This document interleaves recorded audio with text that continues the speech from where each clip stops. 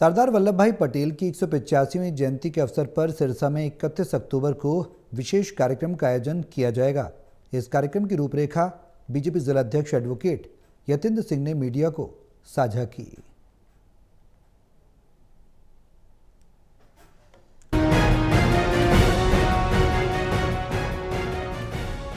सरदार वल्लभ भाई पटेल की 150वीं जयंती के अवसर पर सिरसा में 31 अक्टूबर को विशेष कार्यक्रम का आयोजन किया जाएगा।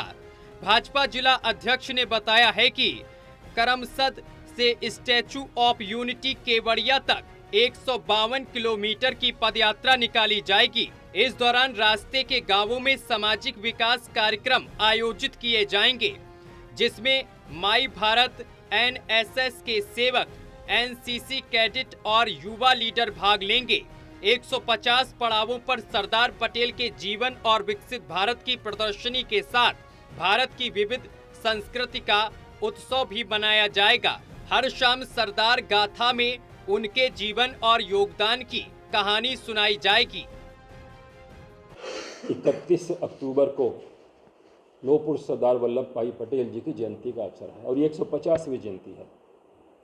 पटेल जी के बारे में हम जितना कहें उतना कम रह जाता है।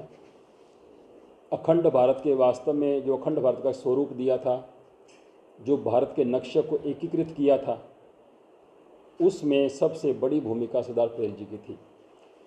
जब भारत आज़ाद हुआ 565 रियासतें ऐसी थी जो अपने आप को भारत का हिस्सा नहीं मान रही थी और उन 565 में से 562 रियासतों को सरदार पटेल जी ने अपने प्रयासों से भारत के स्वरूप में शामिल किया।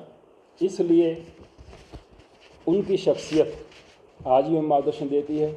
आज पुनः हम जिस जगह पे खड़े हैं, आज फिर हम अखंड भारत की बात कर रहे हैं, विश्व भारत की बात कर रहे हैं।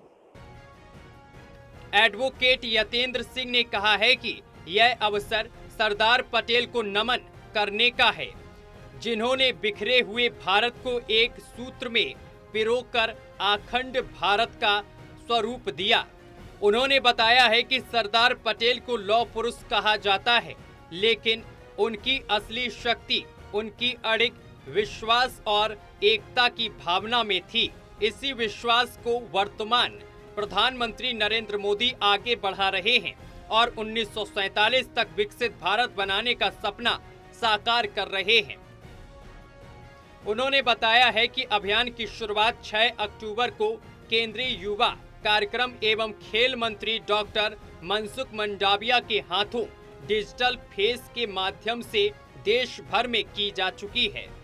युवा सोशल मीडिया रील प्रतियोगिता, निबंध लेखन और यंग लीडर प्रोग्राम जैसी गतिविधियों में भाग ले रहे हैं। यह सिर्फ प्रतियोगिताएं नहीं हैं, बल्कि सरदार पटेल के विचारों को हर दिल तक पहुंचाने का माध्यम है।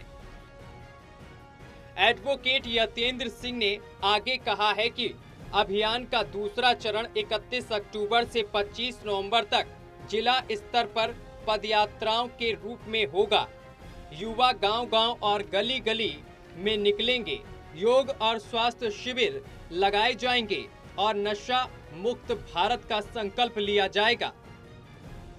हर जिले में 8 से 10 किलोमीटर की पदयात्रा होगी।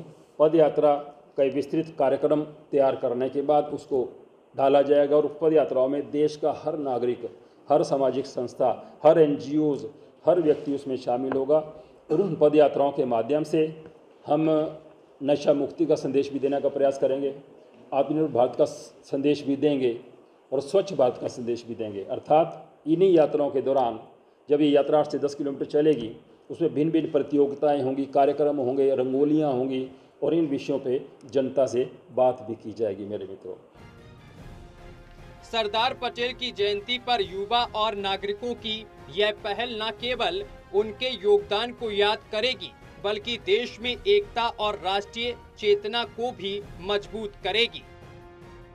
Satnam Singh, Sirsa, total TV.